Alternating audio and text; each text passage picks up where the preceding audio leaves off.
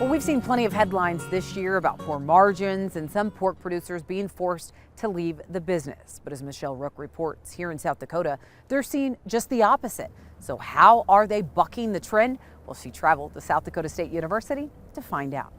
Grain and livestock producers in the upper Midwest are working to expand livestock production, and here at SDSU they're demystifying pork production to help in that effort. South Dakota and neighboring states have seen steady growth in pork production in the last decade due to a business-friendly climate. We have excess grain, excess soybean meal, we got land, we need to have jobs, right?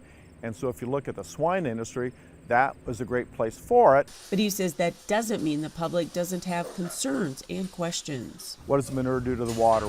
How bad is the odor going to be? What's going to be truck traffic? Are you humanely treating those animals? So in 2016, SDSU built a new swine facility, and one of the goals was to demystify pork production through transparency. Due to biosecurity reasons, we don't want to have people come into our barns for the risk of bringing disease in. And so what we've done, we've designed the barn so we can bring people in from the outside without them having to shower in. We open the doors, they can see everything that we have.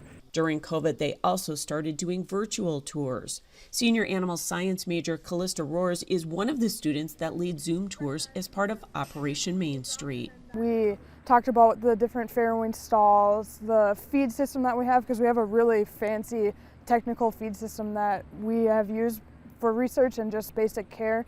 And then let them see the piglets. Everyone loves seeing those piglets, so it was a good opportunity to share with people that don't really have any knowledge about the swine industry. Through the tours, the public can see firsthand modern pork production practices. The main takeaway is just that we are doing it most humane as possible. Tyler says the other goal is to educate zoning boards and county commissions about what's involved in a concentrated animal feeding operation.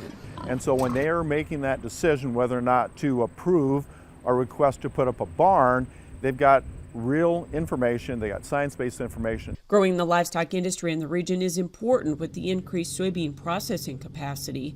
Plants are crushing for soybean oil for renewable fuels, which will leave a surplus of meal. The animal industry is our biggest consumer of soybean meal, and we really need them more than ever now because oil is in demand. And Tyler says through the promotion of livestock growth, it also provides an avenue for the next generation to get into farming.